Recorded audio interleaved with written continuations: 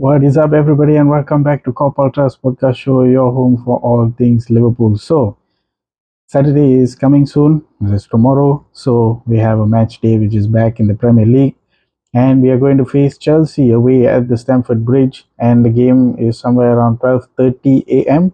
So, probably for Malaysians, it's going to be on a Sunday, midnight, 12:30 a.m. So we're going to face Chelsea. So we head to Stamford Bridge this Saturday, and it's basically one of the standout games of the weekend. And this is sort of like a massive one for Liverpool and for Chelsea as well, in respective to their point of view also. And it's not just because of the rivalry that we have with them against Chelsea, but it's because of what's at stake as well. So the Reds are currently top of the Premier League, and that position could be gone by the end of Saturday night because a whole host of teams are playing. I think Arsenal are also playing as well. Manchester City are playing as well. So this means that Arne Slot needs to get a big response from the team after that disappointing 2-1 defeat against Crystal Palace, and also previously in the Champions League as well, where we lost 1-0 against Galatasaray. So the team needs to bounce back and get into winning terms as far as it's concerned.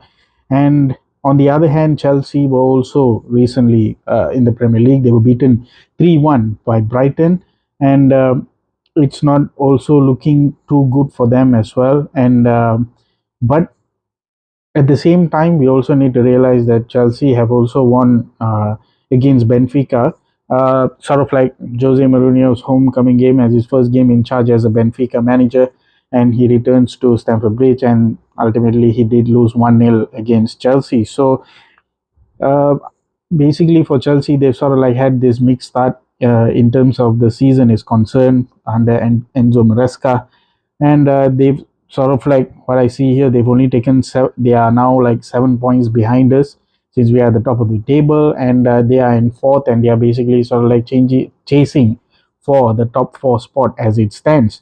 But they'll be also taking a little bit of confidence as well because they do feel that there is an opportunity for them to beat Liverpool at Stamford Bridge. You got to give them that. But the fact that also they beat us 3-1 last season, probably just because right after we won the league title, after we played against Spurs, and basically the league was already done and dusted by then, but some lapses in concentration as well. So I think the players didn't really mind when we were losing 3-1 as well. But I think Chelsea at that point in time, they really needed the victory against us and the 3 points as well. So yeah, so that's about it. But in terms of head-to-head stats, is concerned, we have dominated this fixture recently with Chelsea only winning one game in the last 10 meetings against us. But Stamford Bridge sort of like hasn't been a very happy hunting ground for us in recent years. And under Arne Slot as well, he's already got a first loss against Chelsea at Stamford Bridge. So we still haven't beaten them since 2020, which is somewhere around the COVID period as well.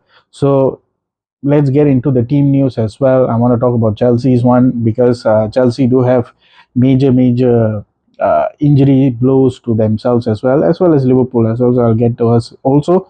So in terms of Chelsea, they're also having a bit of a defensive crisis, which I hope this Liverpool team and Arne Slot would take advantage and capitalize on that. They do have major defensive crisis whereby Levi Colwill, Wesley Fofana, Tosin, Chalobah, they are all out. Um, One is due to injury, and also Chalobah because of suspension. And most probably, we would see Chelsea lining up with the likes of Jorrel Hato and also Benoit Badiashile. So these are the youngest defenders that they have in terms of centre backs, and they also have a player named Josh Achiampong. So basically, these three centre backs, out of these three, most probably we would see Badiashile and also Hato being the main, the getting into the first team in terms of centre back for Maresca. And a lot of players are also missing, like a potential player in Cole Palmer as well. Cole Palmer, who also had an injury in the 2-1 defeat against Manchester United.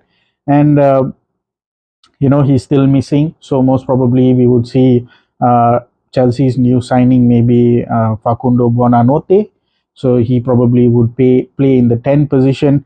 And Garnacho and João Pedro, we will see them as well. I forgot to also mention that Liam Delap is also unavailable for this Chelsea team as well. So ideally, we would see João Pedro be the striker, and then you would see in the wings you would see the likes of Garnacho and also Pedro Neto. So uh, Chelsea's 11 most probably will be the same, just a little bit of changes in terms of defensive players are in concern.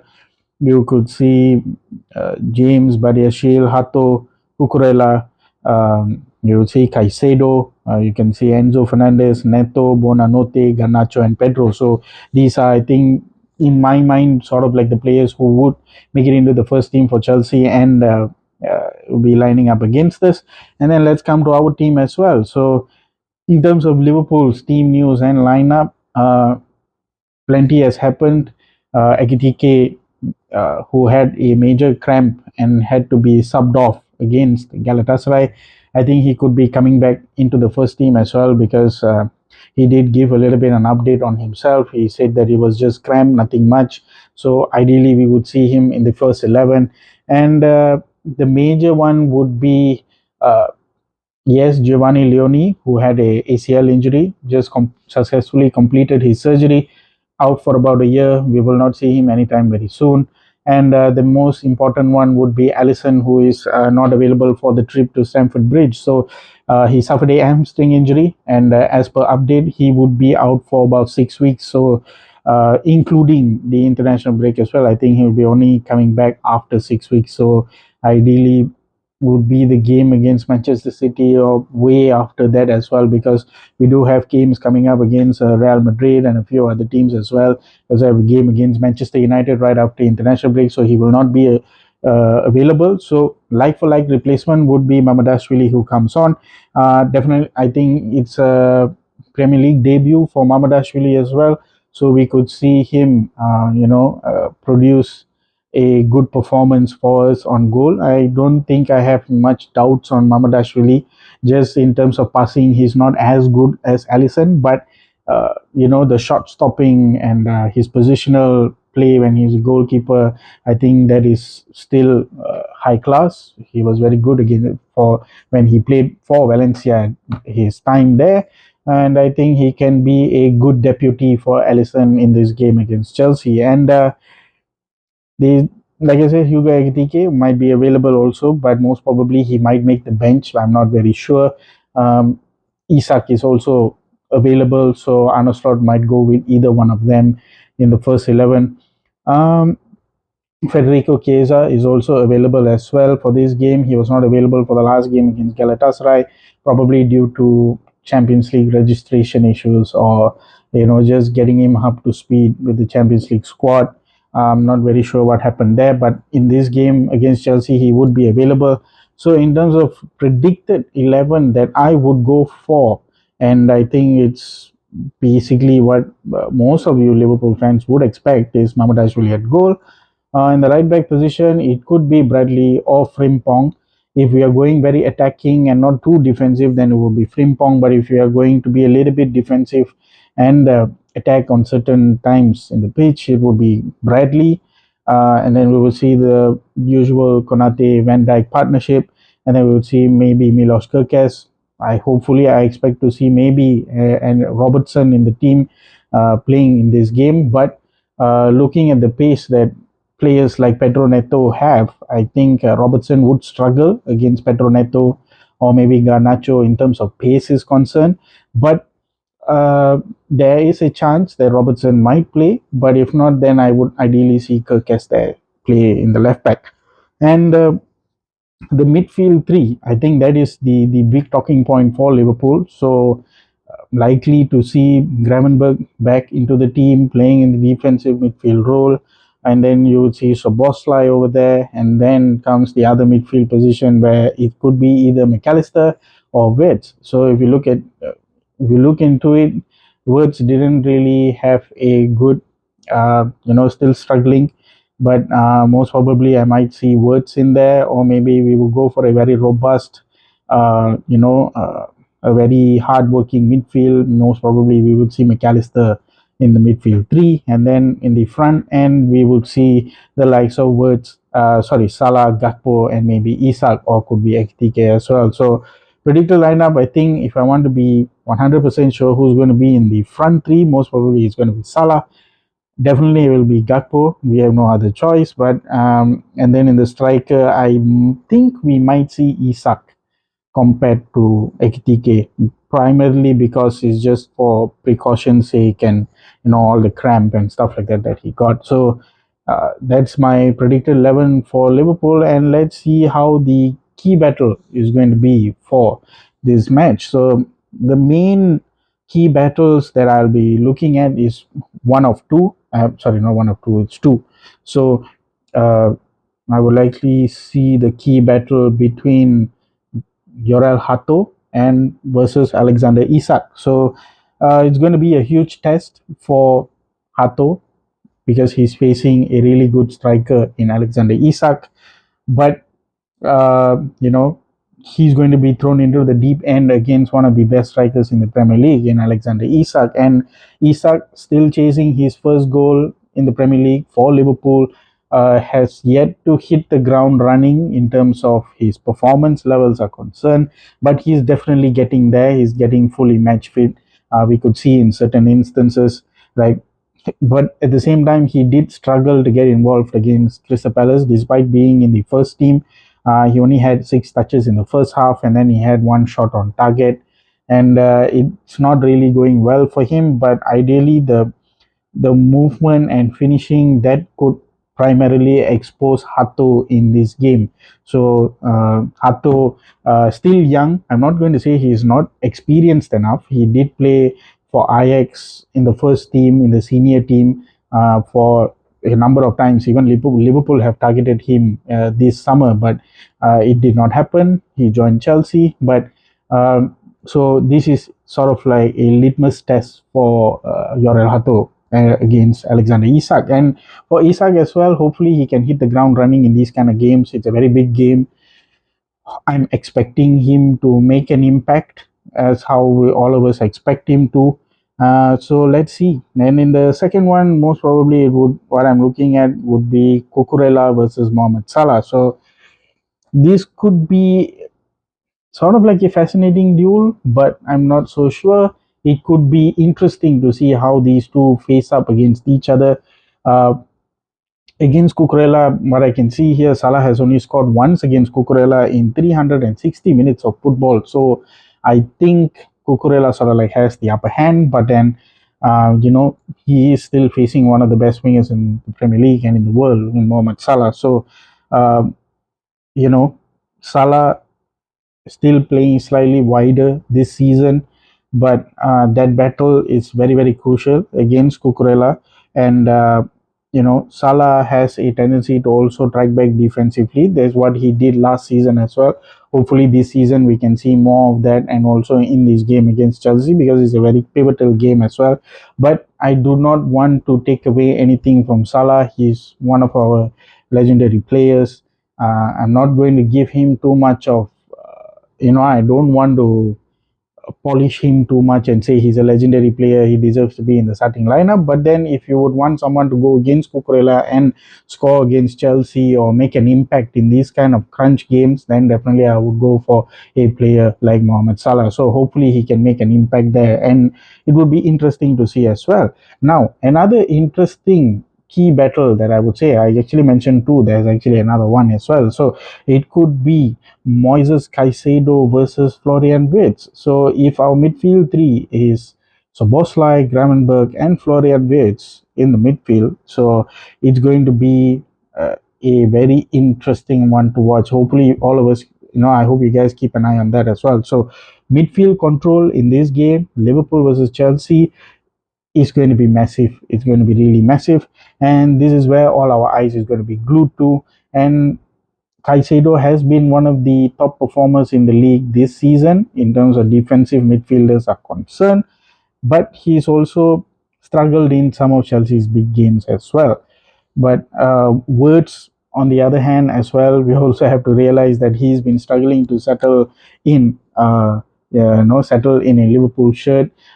We are yet to see the form that he was having at Leverkusen last season, and he's still trying to find his rhythm. Still hasn't had any goals or assists to his name, but then I can see a lot of improvements in every game is concerned, where his touches in sorry, his touches in the opposition box, his involvement in the passing, the progressive passes, the sort of like his ability to dribble away from defenders when they are hounding on him, whether if it's two defenders, three players, hounding him. He has that capacity, but we I don't see it a lot in him. But it could be one to watch, this battle, this midfield battle between Caicedo and Wirtz.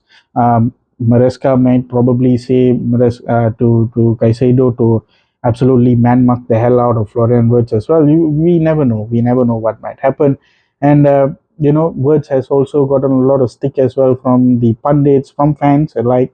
I've also criticized Wirtz as well, but then it's not a very harsh criticism. I'm not giving him harsh criticism. It's not easy leaving, Germany and coming to England and playing the Premier League style of football, which is totally different, miles off different to how the Bundesliga plays. Is a little bit more aggressive. The tackles and the weather conditions, and not I'm not going to say anything about the pitch, but then it's just the mentality and the level in which the Premier League is totally different to how the Bundesliga or any other top leagues are. So definitely, I'm hoping he can hit the ground running soon as possible. Another game has come by, and this is the crunch clash against Chelsea. So hopefully, if he's in the first team, he can make sort of like that big impact in this game.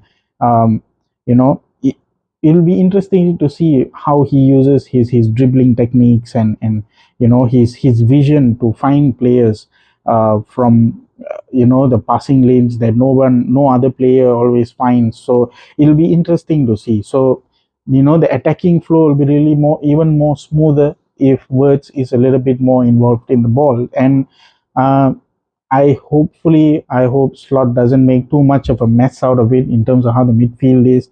He doesn't have to like put too many things in the too many players in the midfield, try to mixing it up, jumble it up. You can leave the midfield three as it is. If you want to change, you can change one or two players, but the stability needs to be there in terms of the midfield is concerned. So that's how I'm looking this key battle would be. And basically that is about it in terms of my preview. So um, our squad is being tested right now in terms of squad depth is concerned.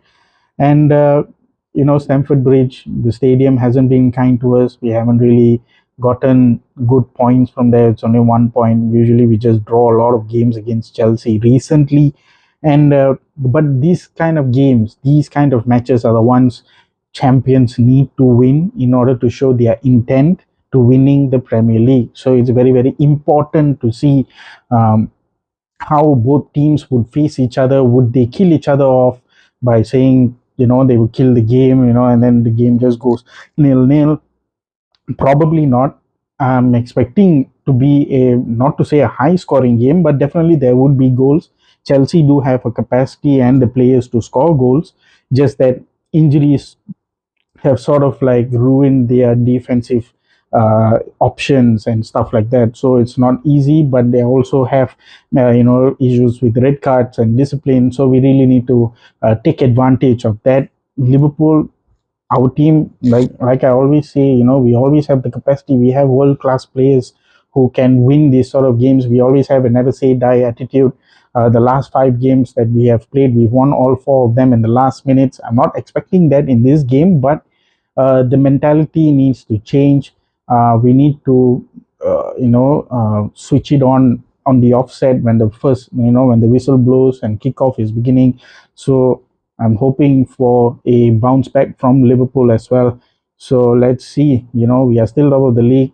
Come Saturday, it'll be a little bit different depending on the results of how the other teams are doing. But if we win, we can still be on track and and focus on the next games ahead and improving some of our new players and their momentum and progress as we can see. So that's it from me, signing off, your host Bowen, and I most probably will be doing a TikTok live as well. I might do a watch along for this game, so please do tune into that if you are watching it on YouTube. I'll definitely put snippets in on TikTok as well. You guys can head on over there and follow me on TikTok.